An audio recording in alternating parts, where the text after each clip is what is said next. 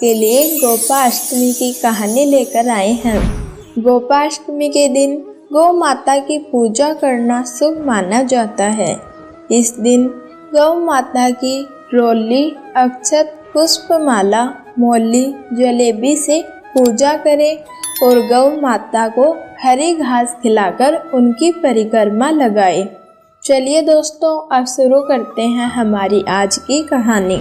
प्राचीन काल में जब भगवान श्री कृष्ण 6 वर्ष के हुए, तब उन्होंने अपनी मैया से कहा, मैया, अब मैं बड़ा हो गया हूँ, अब मैं बछड़ों के साथ नहीं जाऊँगा, अब तो मैं गौ माता के साथ ही जाऊँगा।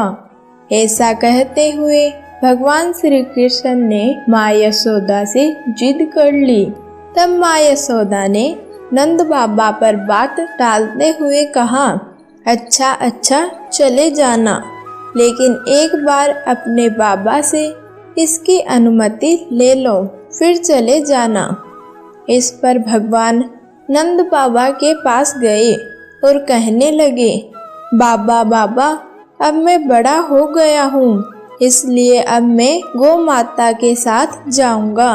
नंद बाबा ने भगवान श्री कृष्ण को बहुत समझाया, लेकिन बाल गोपाल के आगे उनकी एक ना चली और उन्होंने कृष्ण से कहा, ठीक है चले जाना, लेकिन अब पंडित जी को बुला कर लाओ, ताकि पंडित जी से गोचारण का शुभ मुहूर्त पूछा जा सके, उसके बाद चले जाना।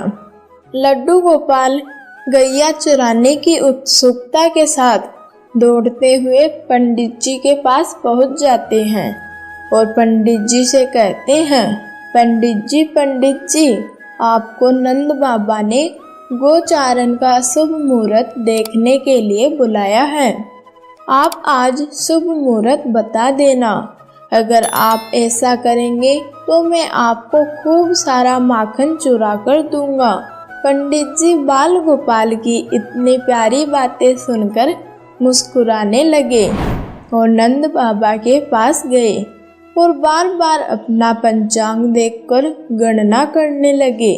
ऐसा देखकर नंद बाबा बोले, क्या बात है पंडित जी, आप बार बार अपना पंचांग क्यों देख रहे हैं, किस चीज की गिनती लगा रहे हैं? तब पंडित जी बोले, क्या बताएं नंद जी, केवल आज का ही मुहूर्त निकल रहा है, इसके बाद तो 1 वर्ष तक कोई भी मुहूर्त नहीं है। पंडित जी की बात सुनकर नंद बाबा ने श्री कृष्ण को गोचारण की अनुमति दे दी।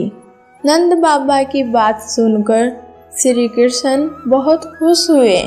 उसी दिन श्री कृष्ण गोचारण की तैयारी करने लगे। उस दिन कार्तिक माह की अष्टमी तिथि थी, इसलिए इस दिन गोपा अष्टमी के नाम से इस दिन को जाना जाने लगा। गोचारण के लिए जब भगवान श्री कृष्ण तैयार हुए, तब माँ यशोदा ने उनका श्रृंगार किया और जैसे ही माँ यशोदा ने उनको जूतियाँ पहनाने की तैयारी की, तब मुरलीधर बोले, नहीं मैया, मैं जूतियाँ नहीं पहनूंगा। मैया, मेरी गैया भी जूतियाँ नहीं पहनती है, इसलिए मैं भी नहीं पहनूंगा। अगर आपको मुझे जूतियाँ पहनानी है तो पहले मेरी गौ माताओं को भी जूतियाँ पहनाओ। और जब तक भगवान श्री कृष्ण वृंदावन में रहे, तब तक उन्होंने अपने पैरों में जूतियाँ नहीं पहनी।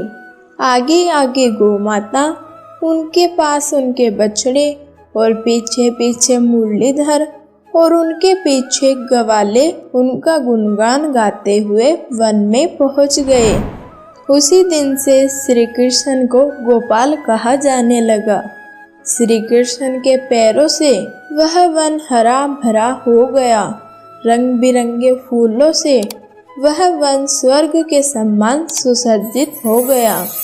इस प्रकार हमारी आज की कहानी यहीं पर समाप्त होती है।